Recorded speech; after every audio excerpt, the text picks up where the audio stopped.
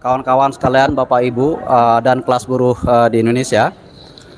Perkenalkan, saya Ismet Inoni dari Dewan Pimpinan Pusat Gabungan Serikat Buruh Indonesia atau DPP GSBI. Pada kesempatan sore hari ini saya akan menyampaikan beberapa hal terkait PT GNI. Yang pertama, PT Gunbuster Nickel Industry atau yang biasa disebut PT GNI yang berkedudukan di Morowali Utara adalah salah satu perusahaan modal asing dari Tiongkok yang menurut data Kementerian Tenaga Kerja pada Juni 2022 jumlah buruh yang bekerja di sana sudah mencapai 11.000, itu adalah buruh lokal asal Indonesia. Sementara buruh yang berasal dari negeri Tiongkok itu ada 1.300. Nah, jika kita membaca situasi itu, ini semakin menunjukkan bahwa perusahaan ini telah diduga melakukan perekrutan tenaga kerja asing yang tidak sesuai dengan peruntukannya. Artinya, pekerjaan-pekerjaan yang sesungguhnya bisa dipekerjakan oleh buruh lokal itu diambil alih oleh para buruh atau pekerja asal negeri Tiongkok. Ini satu fakta yang dapat kita baca gitu. Yang kedua, sebelumnya juga kami Dewan Pimpinan Pusat GSBI tentu mengucapkan bela sungkawa, duka cita yang mendalam kepada kawan-kawan buruh, baik sebelumnya di mana pada tanggal 22 Desember lalu juga terjadi kecelakaan kerja di mana salah satu smelter itu disebutkan meledak dan memakan 2 orang korban jiwa dari buruh Indonesia. Dan kita sama-sama tahu bahwa tanggal 15 kemarin para buruh akhirnya melakukan aksi yang berujung kericuhan, juga mengalami korban jiwa. Disebutkan ada 3 korban jiwa, 1 dari warga negara asing dan 2 dari buruh lokal.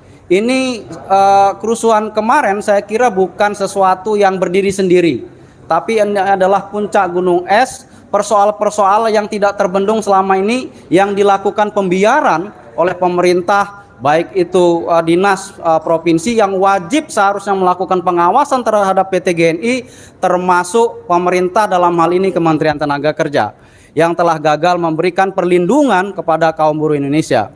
Nah, itu adalah situasinya kawan-kawan sekalian. Karena berdasarkan laporan yang disampaikan kepada kami di DPP GSBI, PT GNI ini sendiri memang sangat sering mengalami yang namanya kecelakaan kerja. Bisa dikatakan setiap hari bisa mengalami kecelakaan kerja, dari kecelakaan kerja yang ringan sampai yang cukup perlu dapat penanganan. Ini sesuatu yang luar biasa. Yang kedua adalah menurut informasi yang disampaikan juga terjadi sebagaimana disampaikan oleh kawan-kawan, ada praktek penghalang-halangan kebebasan berserikat yang dilakukan oleh pihak perusahaan kepada buruh yang bekerja di sana, termasuk ada perbedaan perlakuan dari pihak perusahaan terhadap buruh yang berstatus WNA yang berasal dari Tiongkok dengan buruh lokal yang berasal di Indonesia. Nah, saya kira kejadian-kejadian ini adalah puncak gunung es yang selama ini dilakukan pembiaran.